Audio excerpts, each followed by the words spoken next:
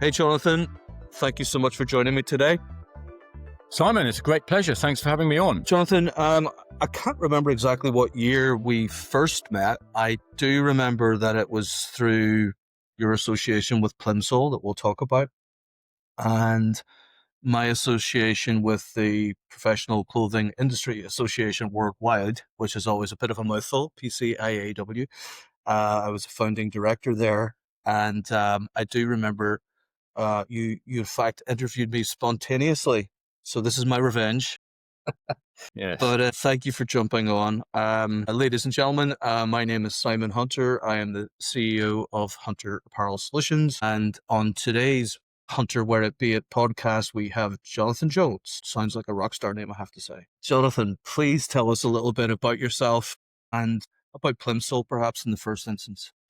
Sure, yeah. Well, Simon, I do remember pouncing on you at that conference, and your ability to respond has been a tough act to follow. And I can tell you, you're going to put me on the spot today, but I'll do my best. And I think I recognized in you someone who could look at data and become obsessed by it and realize that you could get a lot more out of it. And if you could get a lot more out of it, business would be better. And I remember parts of that conversation, not all the detail, of course, but we talked about the industry and how things could be more efficient and more transparent. And I'm a big advocate for Plimsoll Publishing. And I was speaking at the event, if I remember rightly, about some of the analysis that Plimsoll had done. And I'll just tell you quickly what Plimsoll is. So in the 1850s and onwards, Samuel Plimsoll was a famous MP who battled to get a standard into shipping that was understandable by anybody, not just someone who understood how shipping could be. Because in those days, they were knowingly allowing ships to leave British ports massively overloaded, unsafe, doomed to sink, costing thousands of lives. Samuel Plimsoll went on a mission for at least 30 years to get this changed, and he finally succeeded. And then the Plimsoll line is out on the side of the ships that we all see. And anyone who travels on a ship can look down and see if the boat is overloaded.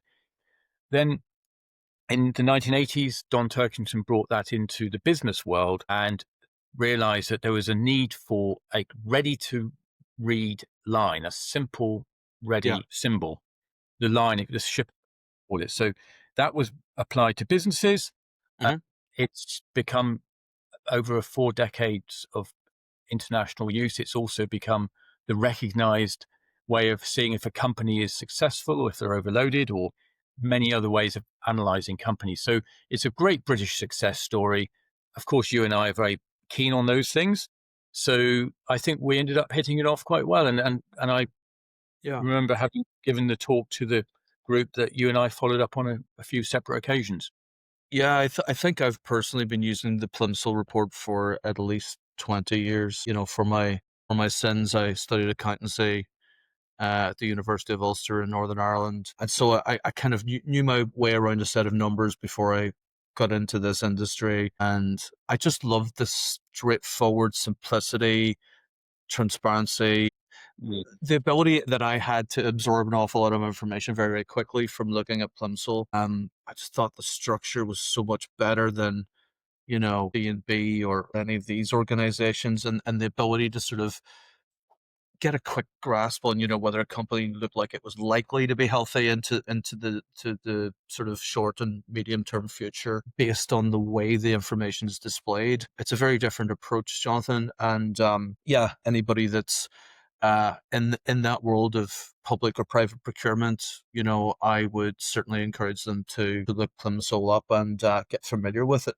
But specifically in a selfish way, you know, please tell me, what does Plimsoll say about the industry that I know and love? You know, PPE, uniforms, corporate clothing. What is it telling us right now? I think 2026, looking ahead, should be very good. As a 2025 summary, it's been tough. And there's been quite a few companies that have taken on contracts at prices that weren't sustainable. You can see that coming through, you know, company failures and all sorts of warning signs. I think it's worth thinking back, though. You, as a person, Simon, are sort of what we would describe as a busy manager. You've developed and grown that businesses Hunter Apparel to what it is today. And you've used us at Plimsoll for exactly the right reasons. And, we've got to know you, and the team at Plimsoll know what your business does inside out. And we've got a team of editors that edit the whole industry. And that has enabled us to help the PCIAW, the Professional Clothing Workwear Association, as well. Mhm, So by understanding the individual managers, company owners like yourself, who are busy, you are an accountancy background. Most guys are not, so they're missing out on a lot of what we can um, help them with. So that's a good point, that we expect our customers to not be accountants, and we make their company and their competition and comparators mhm, easy to read. That's what we're doing. And then on that, of course, we create industry reports, and growing, of which you're involved in a few of those. So mhm. selfishly, if I can just share my screen a second, I will show you a Yeah, few please do. examples of what we think your industry's going through at the moment. I will pull up a few examples, and we can comment on those. And if you want to comment on those, agree, disagree, you feel free to do that. So um, the workwear and protective clothing industry, or PPE, has anyway been through an amazing time post COVID. It is an industry that probably was impacted more than most. Mhm. Um, but the top 10 companies now control 52% of total sales, which in itself is worth thinking about. Yeah, Uh, um, a lot, 23%, saw declines. Sorry, 33, a third of businesses in the yeah. sector actually saw declines of more than a quarter. So there's definitely risk as well as opportunity out there. The Is it fair to say, Jonathan, on that point, that sort of 33% there or thereabouts, in most years, over the course of time when I've been using Plimsoll, tends to be about a third of the marketplace isn't in a particularly healthy place. Is that Yeah, fair? I would say very fair. Yeah. Um, I think that it's not just of your industry, of course, that's a problem in many others as well. But when I chat to you, I often think that you could almost see this coming. And I was recently speaking to a group of buyers in your industry. This was pulled together again by the Professional Workwear and Clothing Association. Yes. At the Q&A afterwards, I was quite surprised actually that one of the big buyers, a very large bank, who was about to commit some funds to an airline to do some big buying, um, hadn't come across Plimsoll, and we were about to save them many millions of pounds. If they'd have gone with Amazing. the cheaper option, it would have looked good for a while. But at the end, you're going to have some very unhappy shareholders when that company then disappears. And I wouldn't mind betting, Simon, that your business has had to step in many times and clear up the mess from what appeared to be a cheap deal at the beginning, and then ended up with being a very disappointed customer. Yeah, unfortunately, that's true, Jonathan. Well, fortunately, unfortunately, that's true. Mm. Yeah, it is a frustration. I mean, as a company, as a board, we've seen many um, significant sized awards in the UK where clearly the choice of contractor was never going to work. All of the kind of red flags that you could possibly think of are there in the Plimsoll report. An award is nonetheless made, and then the contract fails. Mm. Uh, and and and and I suppose that this is part of my passionate interest in Plimsoll, and my simple wish that more people were using it as a sort of an integral part of analysis. And I suppose as a taxpayer, um, I think it's even more important because if the public sector gets those kind of things wrong, you know, we all pay for it. So Yeah. I'm pretty keen that they get those kind of things right. No, it's good to hear that. And I think Plimsoll itself sees itself as being able to help with authorities, public, local, etc. And we're doing some really interesting new work on that theme at the moment to prove or not how well public funds have been spent. So we're Okay. creating county level reports. I'm working on one for Cornwall at the moment because that's a particular interest of mine.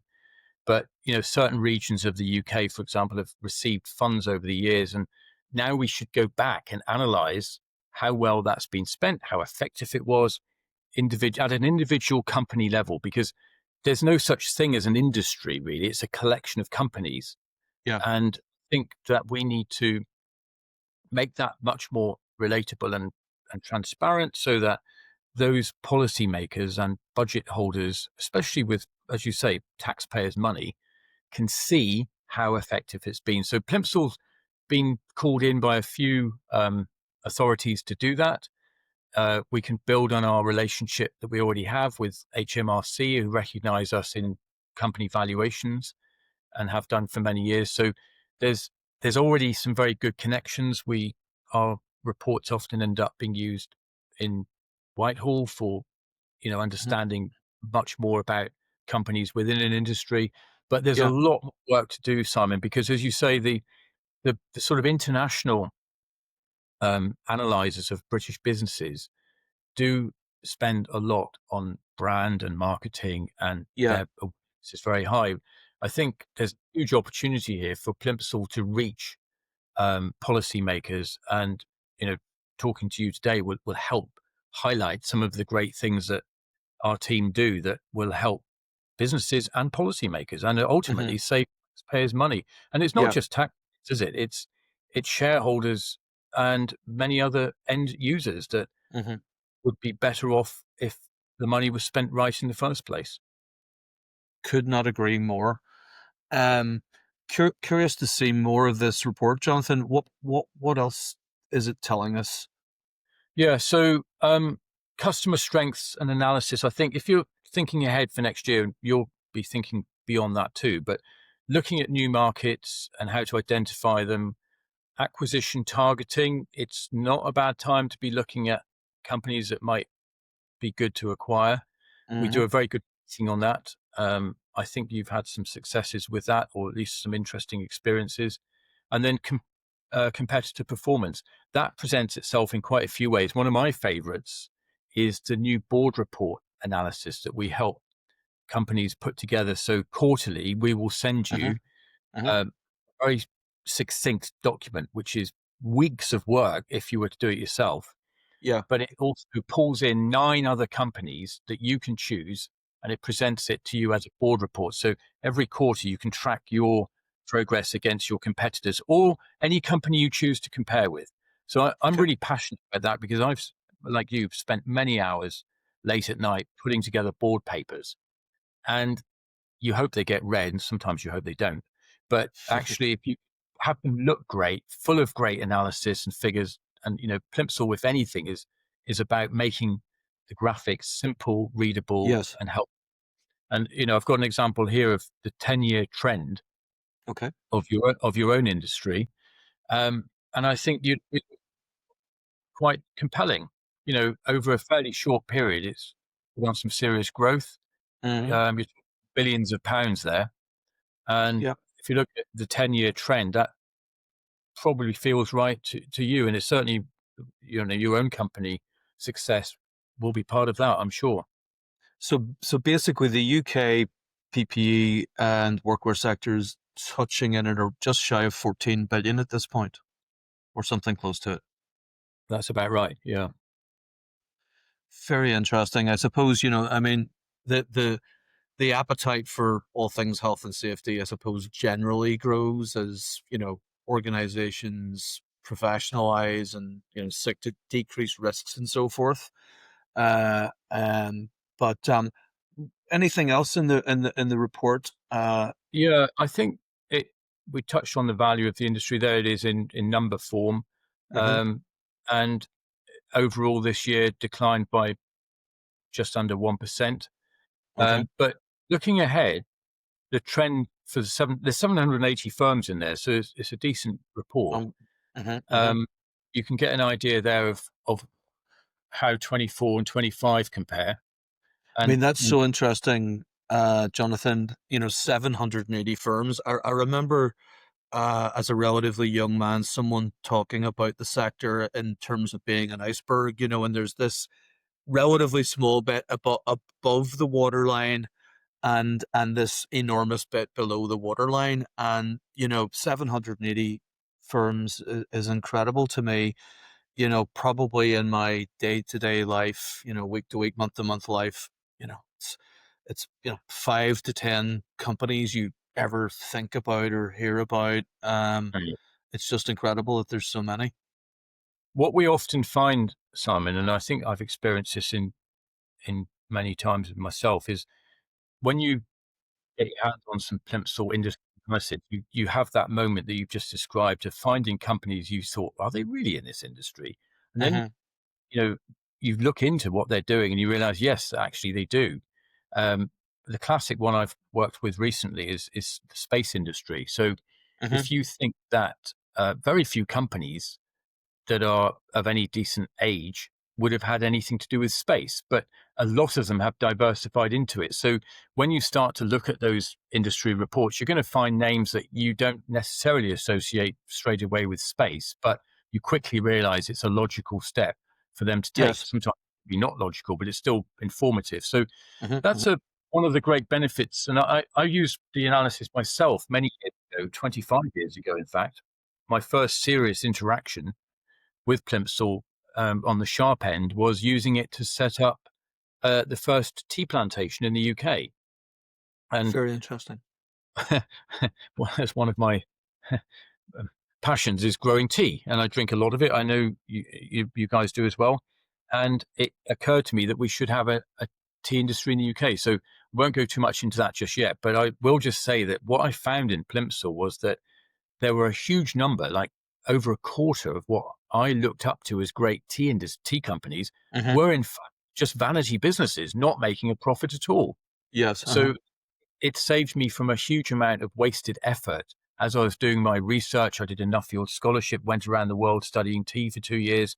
But actually, what Plimsoll delivered me in a few minutes opened my eyes to the reality of the industry. That there are some very successful tea companies out there, and they still are. But there's But also a lot. growing in the UK, Jonathan. None.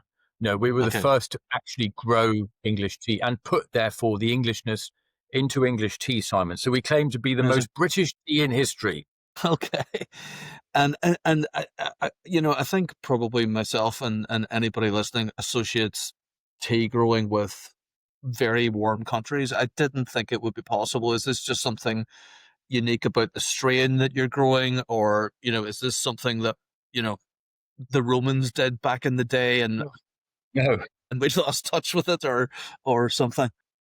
it's a very good question. Funnily enough, the Romans grew wine, but not tea. And that's because we only drank tea in this country for 400 years or thereabouts. So Okay. Okay.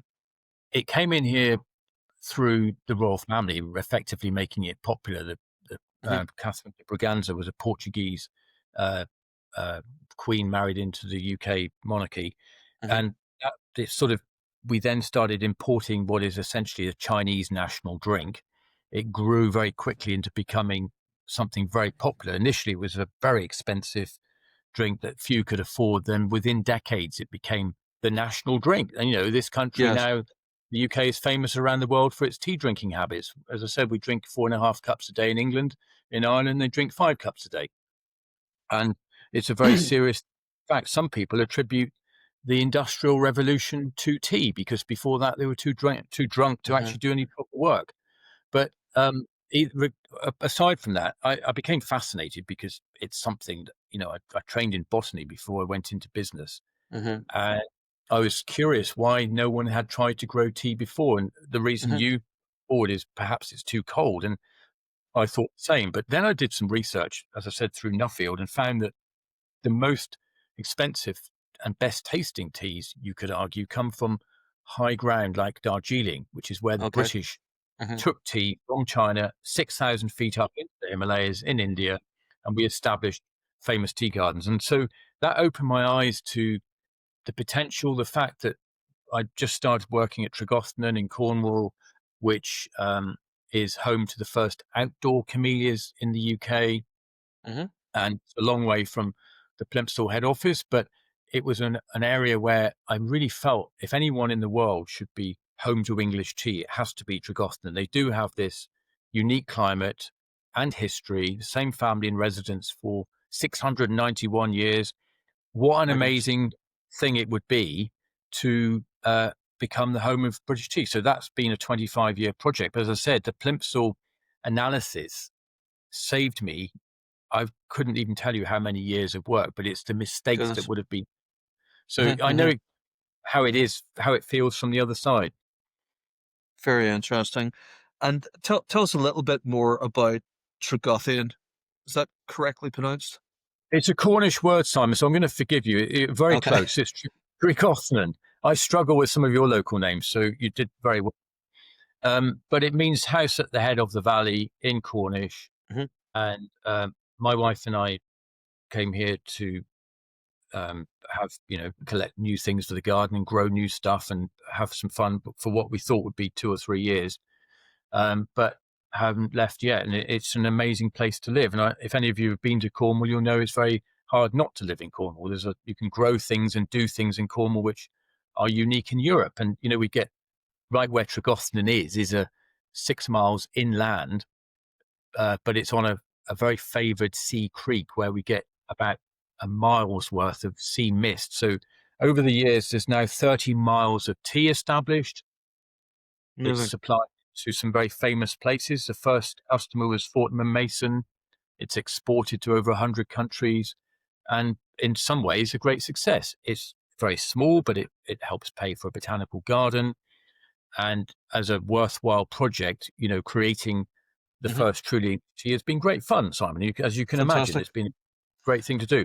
What a lovely story, Jonathan. And just amazing to add that color to something that relates directly to this report. Is absolutely fascinating. So over a cup of tea, we do lots of business. That's my point, Simon. I hope you've got a cup there. I do indeed, but I have to be honest. It's zero sugar cherry cola, which which I drink constantly at work. Um, Well, you have that in common with a certain president who drinks a lot of Coca-Cola as well. But we must just put a plug in here for the Country Life magazine, which is, as you well know, the bastion of British, all things British, and it's published weekly, unbelievably, to an enormous audience. mhm, And it's a profitable magazine, which in this day and age is no mean feat. It's exported all over the world, but particularly down the east coast of America. Anyway, really. in that magazine, I have just What's written, your linkage, Jonathan, with that magazine? Sorry. I write the world's first tea column in there, Oh, really? Simon. Okay. I urge you to read it because it might tease you off that Coke that you're drinking into something a bit healthier. Sorry to interrupt. Sorry, you're talking about its uh take up in the United States. Yeah.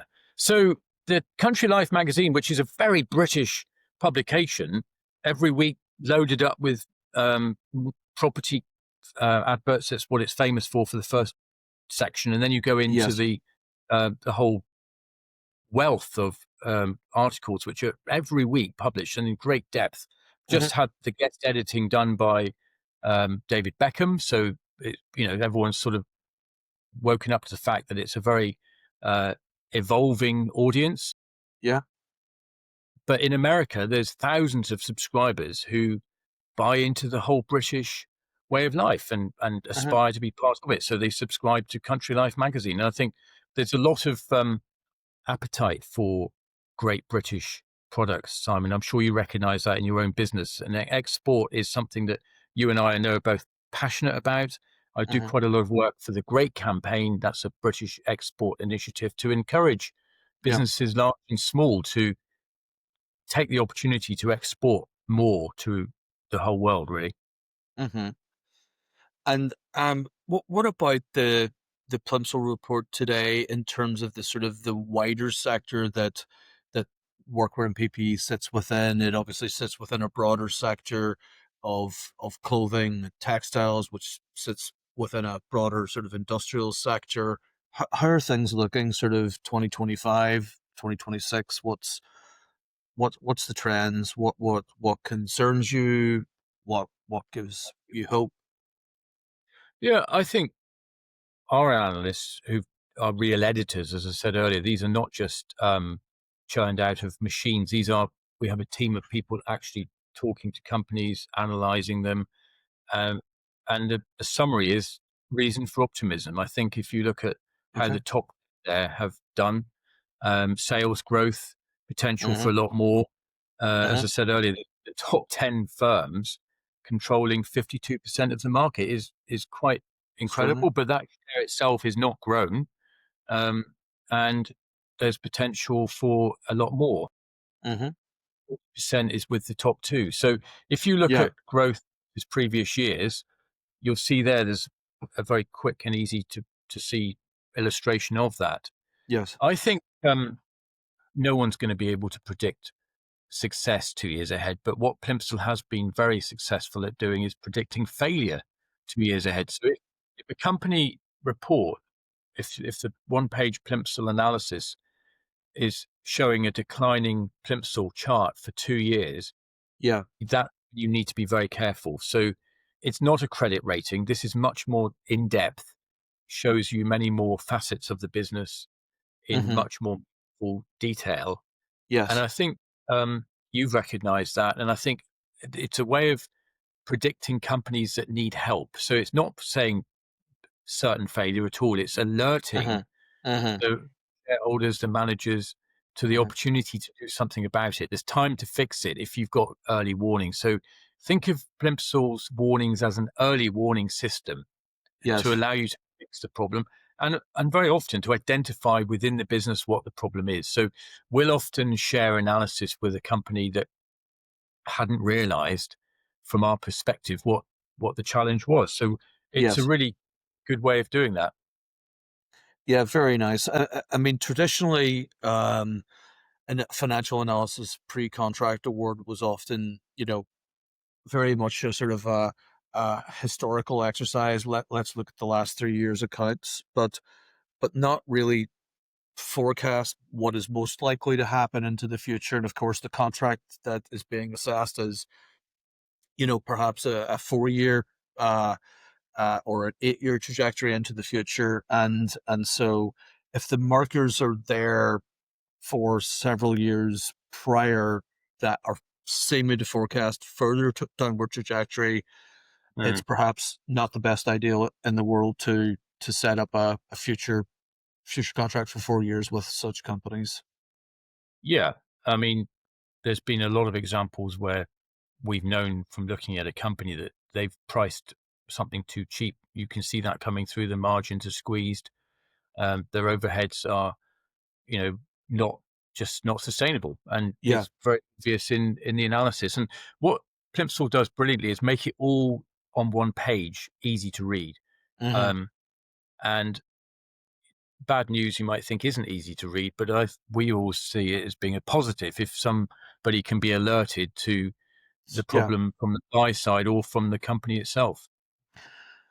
Just looking at this UK 40 fastest growing clothing industries. Um, First one's a bit of a mystery to me. Diamond merchants. Yes. This is classic Plimsoll for you, Simon. I'm sure you've been here yourself, but you think when you let's just look at uh, companies that are involved in one way or another, and what do they make that ends up in your industry? And there will be things that Luxury they do, goods or something. yeah, and obviously their ranking Hmm. is amazing. And Hmm. Workwear itself, PPE down at 31, but that's down 12% or, Hmm. point, say. And I think the overall scene is that the PPE itself, if you just took that, is up 52 places. Yes. And then, you've got some quite specialist areas there. I know you've done quite a bit with survival equipment, and particularly in fire, and police equipment is up. Um, I think your own business, Simon, has worked with quite a few of these, hasn't it? Yeah. Yeah. I mean, it's a very diverse grouping that we've got here, but that's very interesting nonetheless. And as as the report for the current period goes forward, Jonathan, anything else of huge note? Um, that you'd like to I draw think, our attention to? yeah, the shrinking companies might tell us something that, so at the other end of the spectrum, you've got obviously companies struggling here, Yeah. uh, various reasons, and some won't be a surprise. Some you might think you wonder why, but Hmm. um, natural materials, leather, perhaps down for fashion Yeah. reasons and Yeah. ethical reasons. There's lots of Yes, drivers exactly. behind that. Um, and then, you know, Yeah. some of those won't be a surprise, I'm sure. Hmm. Hmm. Very good. Um, Jonathan, thank you for going through that with us today. And thank you for all your insights that you've given us today. I'm very appreciative of your time. I know you're an extremely busy gentleman, and I really do hope that in some way this helps spread the word in the community in which we operate, and uh, hopefully we'll get to see you at some of these events in 2026 that take in, public and private sector buyers in the world of workwear, PPE, corporate clothing, etc. Yeah, I hope so too, Simon. And I wish you all the very best with your plans for 2026. And your industry is one that I think a lot of people can relate to. So it's common to everyone. You know, we know that people need PPE. We know that the fire industry is looking to get more sustainable, better clothing. And I think people are interested in that. So you sharing what you do on your podcast is actually probably reaching a much wider audience than just your industry. It will be appealing to people who probably wouldn't find out those things any other way. I was watching something you did about the fire brigade equipment and workwear that you're developing there, which is fascinating. And I was going to share some of that with the Heathrow Business Coalition, because Heathrow itself is at the front of sustainability. And, you know, as a global brand, it takes these things very seriously. And some of that pioneering and innovation stuff that you're doing, I think also deserves a wider audience. So it's always good to hear what you've got to say, and very happy to Thank you very offer any. much. That would be wonderful, Jonathan. Thank you for that kind offer. Well, listen, until the next time, Jonathan, thank you so much. And I, in advance of the Christmas period, wish you a very happy Christmas break. Same to you and everyone at Hunter. Thank you so much. Take care. Bye bye.